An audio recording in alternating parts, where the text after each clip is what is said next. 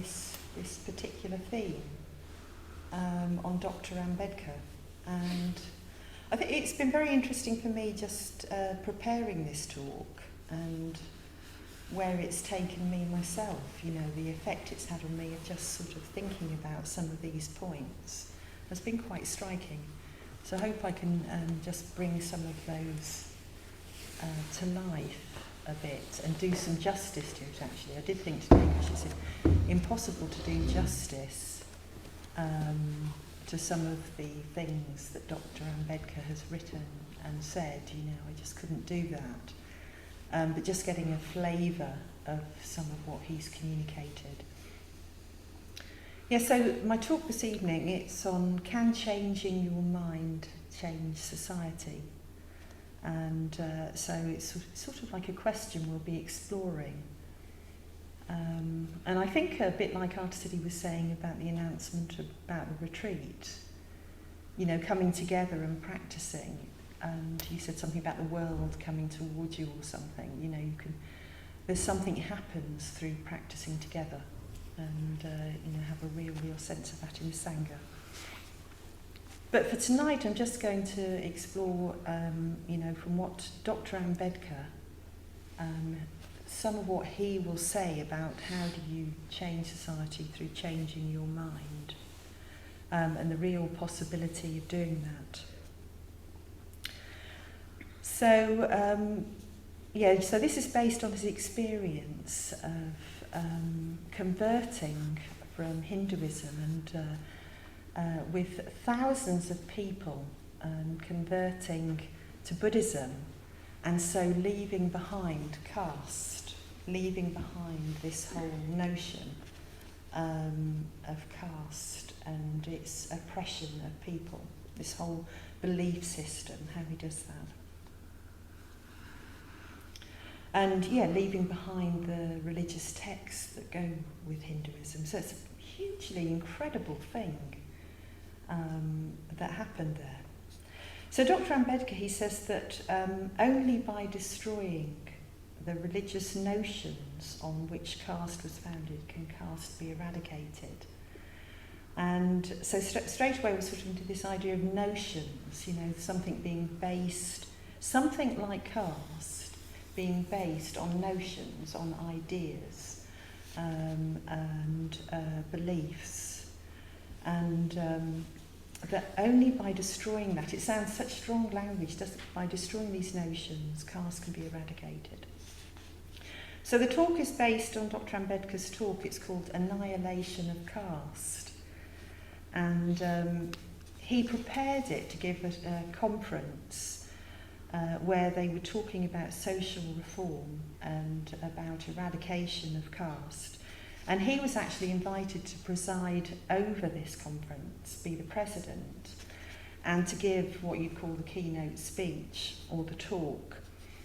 But he was asked to give his talk, give a draft for them to read and see what he was saying at this conference.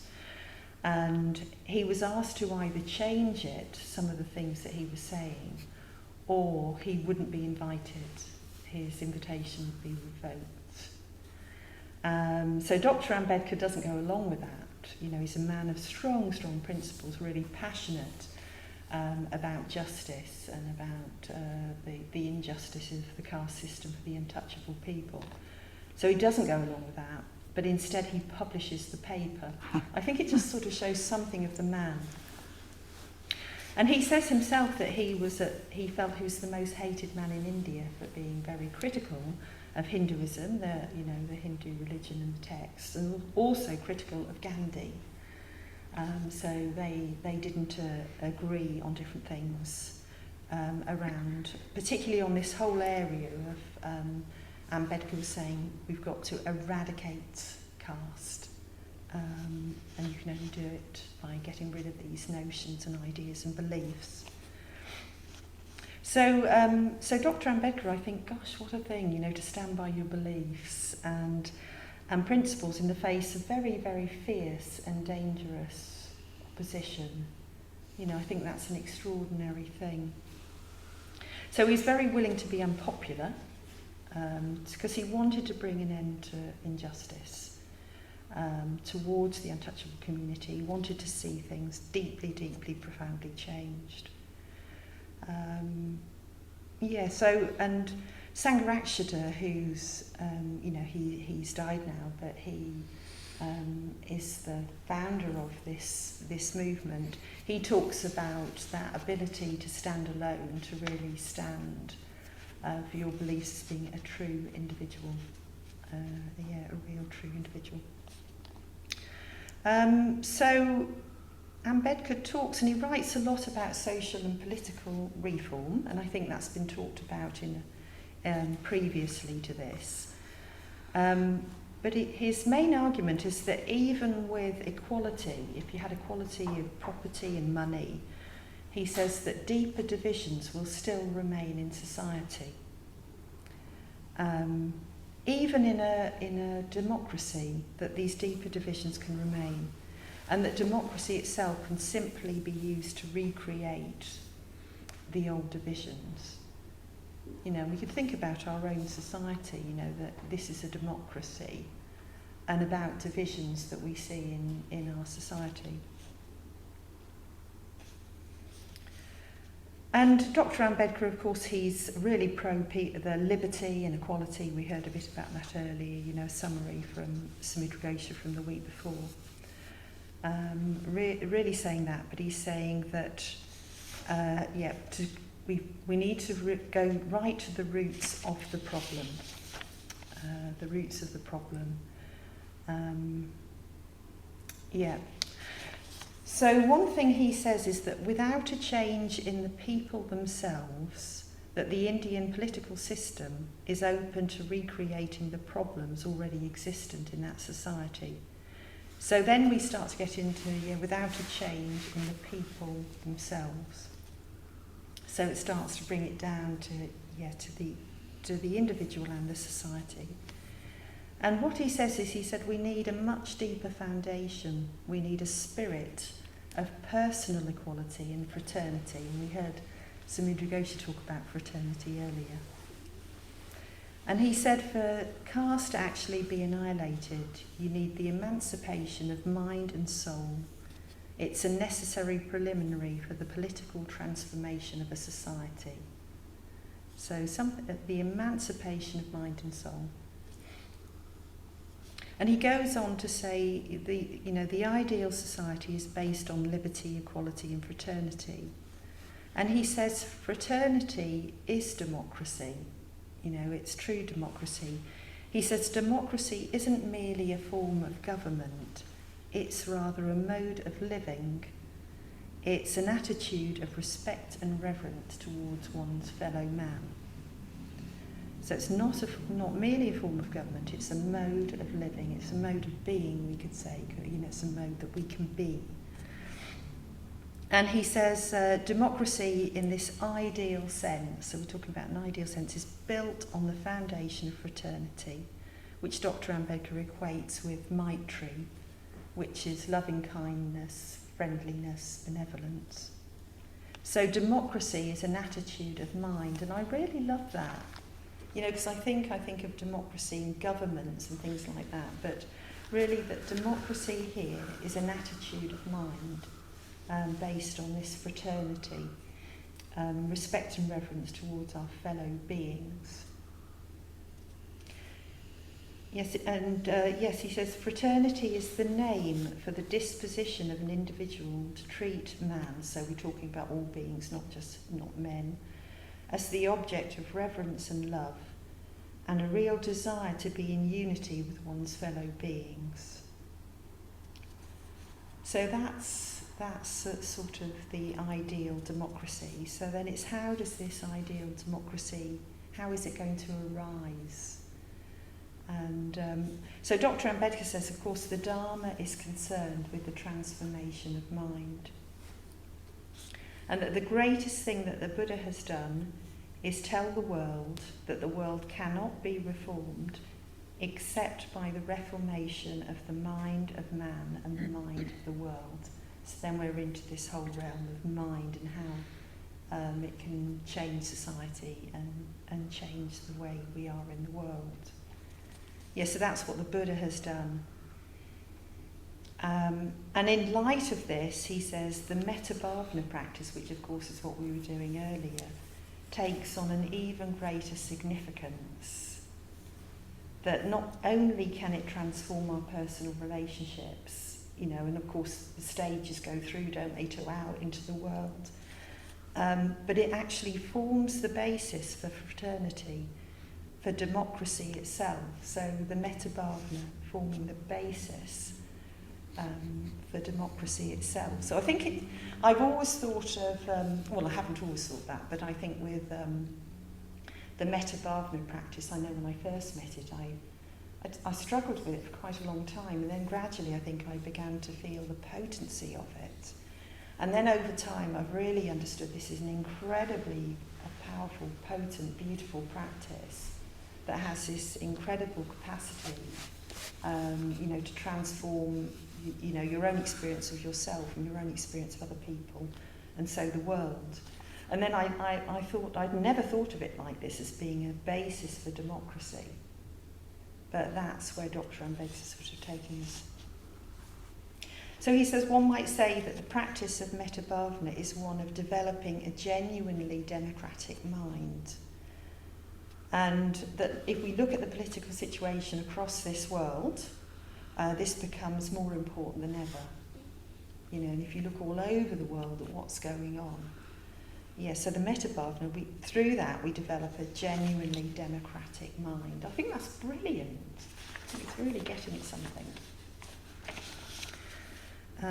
And he talks about caste being found in the mind, the whole thing about caste could only be found in the mind, and that it's only within the mind that caste can actually be destroyed. It's all created by mind. And, it seems phenomenal, doesn't it, that millions of people could be oppressed by something that's created by mind, and that it can also be undone by mind. And that's where Ambedkar's encouraging us, taking us to. So what mind creates, mind can undo. And that provided the basis for the mass public conversions, sort of stepping out of one religion, leaving it entirely behind, totally mind-created thing, and moving into Buddhism, and starting to move into something that's based on morality, genuine morality. So Ambedkar says, to change core beliefs, we also have to question the authority of beliefs. That's what he was doing. Really questioning Hinduism and the text, and then becoming profoundly unpopular in the process. But he says we have to question things. We really have to question things.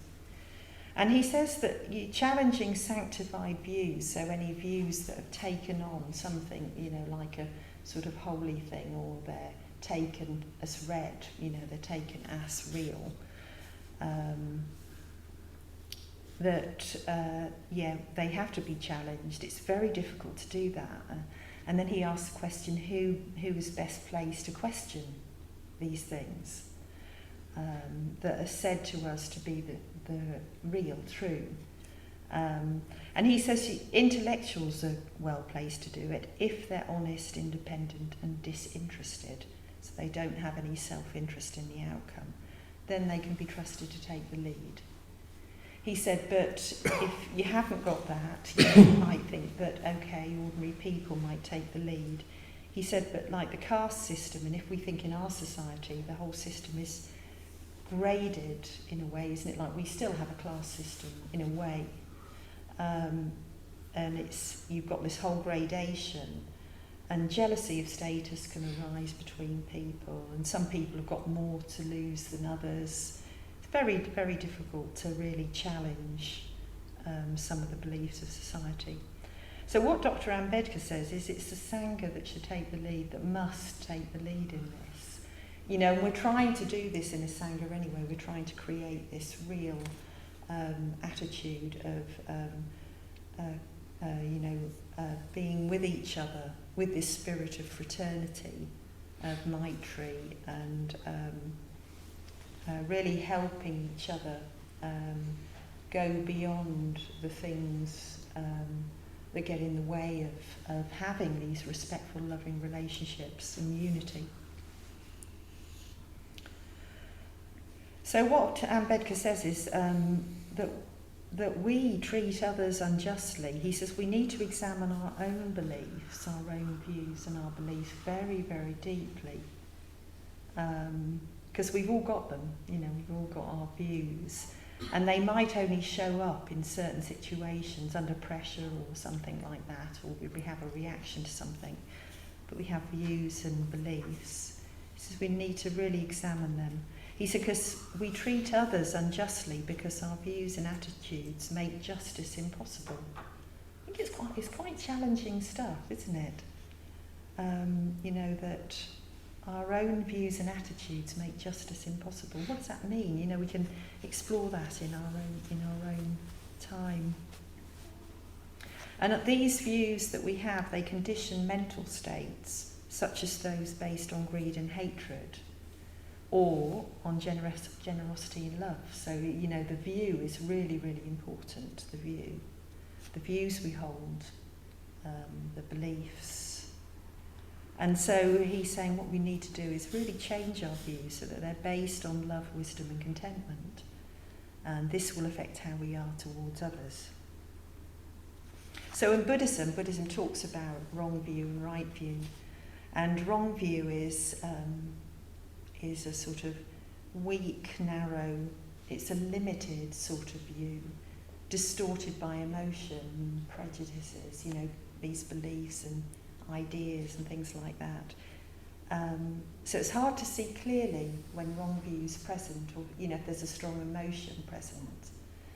And right view is the opposite. It's very powerful, based on a mind that's concentrated by the energy of meditation. So it starts to move us into this whole realm of how meditation can really help us develop these right views and start to come from love and compassion, contentment, that sort of state. Yeah, so right view, it gives direct experience of how things really are. It penetrates into the heart of things and sees clearly and distinctly. So you can look at a situation when right view is present and you can see clearly what's going on. Prejudice isn't there, the emotional element isn't there, you can see clearly. And the final view is perfect view, which is the view of a Buddha, or an awakened being, which we're all trying to move towards. This is something we're doing. And that's when seeing things totally as they are. Totally as they are.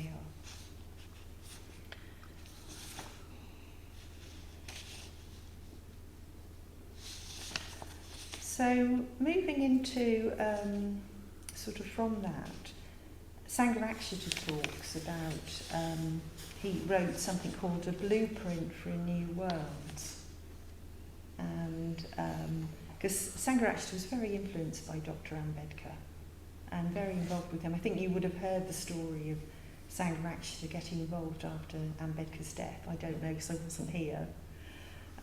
Anyway, Sangha got involved in some of these conversions. It was very involved with Dr Ambedkar. So in this Blueprint for a New World, he makes the point that often we're dissatisfied with life. And he says in India people were dissatisfied with inhumane customs, particularly for women. But he asks about, are they looking enough into the deeper divisions of society, which is what Ambedkar was saying, we need to look deeply to find the real divisions, what's at the bottom of all of this. And Sangha says, are we dissatisfied enough? And I thought that's such a good question. Are we dissatisfied enough with the way we live our lives, with society as it is? And he gives the example of something like being dissatisfied with, perhaps you're dissatisfied with having a car. But he said, are we dissatisfied enough to really think about what that means to have a car, like polluting the air, the whole thing that cars bring to the world. And so I think this is taking us into the realm in really deeply thinking about, and again that will have an effect on our minds. Yeah, he says, do we feel the injustices of our society and the world deeply enough? And when I was preparing this talk, and thinking about it, I thought, gosh, do I? And I think, sometimes I'm deeply affected by something, and other times I'm going about life, and I care passionately about justice, and I want, I'm practicing the Dharma. That is my route, my path, the way I want to practice in the world is to bring more love and compassion into the world. But I thought, that was a real question for me. He says we really need to think and apply our minds. And he says often generally we can be quite habitual and unreflective and go about our lives. But he says, really trying to examine what's going on, if we're concerned about society and the way life is, really go into it. He says, actively, using active, persistent and careful consideration of any belief or supposed form of knowledge. And he said often that happens when we face a crisis or a dilemma. It does for me, I'll start to really, like we talk about soul searching or something like that. But so he's really saying use the mind, really, really investigate it. And earlier I was saying about if you start to meditate more and the mind gets more and more clear, you can penetrate into what's actually going on. But we can use reflection, just thinking about our society. Are we happy with it? Do we want it to change? Can we change it by changing our minds, which is what we're saying here.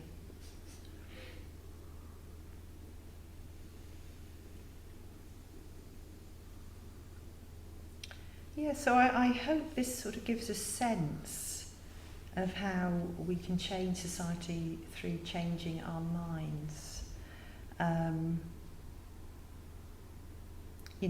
Through, like I said, through the metta-bhavana practice, which Dr Ambedkar is saying is the basis of a democracy, and really thinking about that point about democracy as a state of mind, and the whole area of fraternity, and how do we really cultivate love and respect for all beings. How do we do that? And so some ideas that Dr Ambedkar is giving is about really investigating, going right down to the basis of what's going on. What do we find? And if not, that, the democracy, I think about, our current situation in this country, just sort of thinking about it, and how divisions are so obvious in society. I was thinking a bit about the universal credit thing, about the government saying they're going to take away this £20 a week from people. They only gave it during that time. And how some people are saying it's the difference between eating and heating. And it's true. And I know somebody who's been on universal credit, and I know what that's been like for them, and that's our society, that's part of our society. And I was thinking about the Insulet, the Extinction Rebellion, this new arm of Insulet, that, and how they've been, sort of sticking their hands to M25 or something with super glue. And now laws are going to be, they're trying to change laws to tighten up on things. And all of these things are happening in our society that's democratic. And,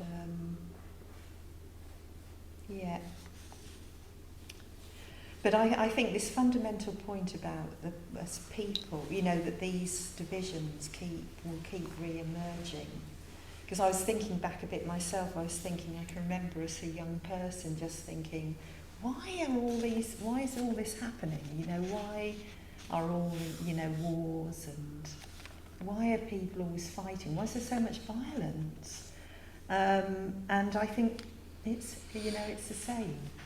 And, you know, this keeps going unless, you know, from Dr Ambedkar's views, from a Buddhist perspective, the only way to do with it is to change our minds, you know, to transform our minds and come not from greed, hatred and delusion, but come from generosity, love and wisdom, you know, really coming from that instead.